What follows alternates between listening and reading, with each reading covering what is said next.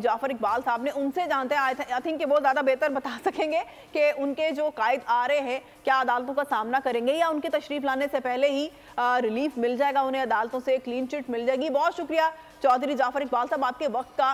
क्या समझते हैं आप मियाँ साहब 21 तारीख को फिर वतन वापस तशरीफ ला रहे हैं और जलसा भी होगा, और क्या अदालतों से क्लीन चिट मिल जाएगी? PMLN इस पर होमवर्क कर रही है?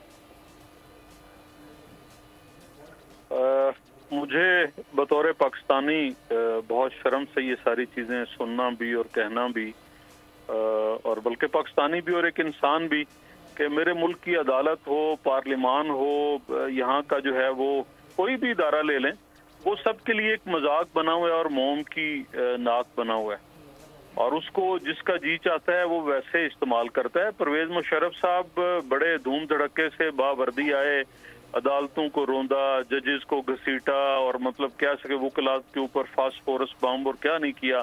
और आप जिस शहर कराची से अभी प्रोग्राम कर रहे हैं, इस शहर में क्या हुआ, और उस शाम को इस्लामाबाद में मुक्का लहरा के परवेज मुशर्रफ साहब ने क्या किया, उससे आगे आ जाएं तो फिर उन्हीं अदालतों ने वो सारी सजाएं, वो चीज़ें, वो जो शख्स ज़मीन पे बैठा था उसके ऊपर हाई जैकिंग का मुकदमा बना, उसको उम्र कैद हुई, उसे मुल्क से निकाला गया, और बाद में उन्हीं जजेस ने केस सुन, फिर या उनके कोलीग्स ने सुने, और जहाँ जहाँ गलतियाँ थी, कोताहियाँ थी, उन सब का जो है वो सद्देबाब भी हुआ, उनकी इतलाफी भी हुई।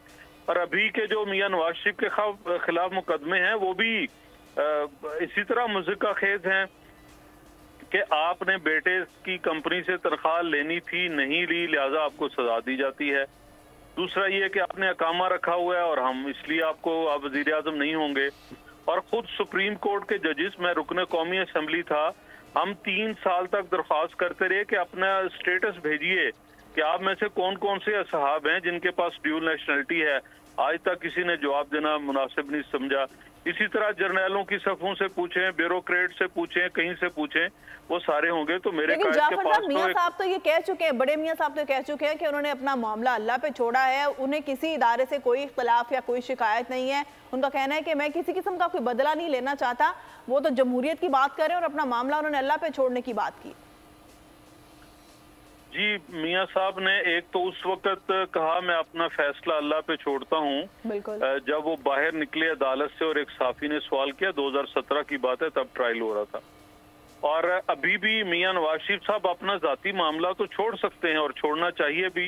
एक आला ज़रफ इंसान है, मुल्क को लीड करना है, और पहले भी उन्होंने बहुत सारी तलखियाँ, वो जो कुछ अटक में हुआ, जो कुछ लांडी जेल में हुआ, जो कुछ जिस तरह से अटक जेल से 3 दिन एक फोकर त्यारे में बिठा के और हथकड़ियां बांध के अगली सीट के साथ सारी फैमिली को, वो सारी चीजें कभी नहीं दिया, उनके साथ ताउन किया।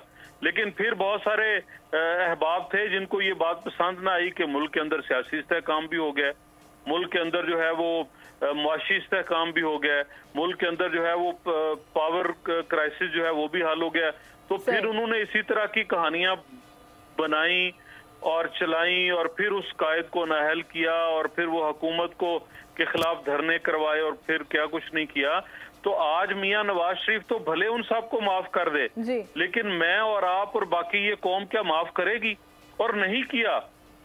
अभी हमारे मौजूदा रिटायर होने वाले चीफ जस्टिस साहब कभी निकले, कभी आप देखेंगे कि प्राइवेट पार्ट किसी जगह पे, पब्लिक प्लेस पे कहीं वो नजर आए तो लोग क्या करते हैं। सब्सक्राइब करें और बेल दबाएं ताकि कोई खबर रह न जाए।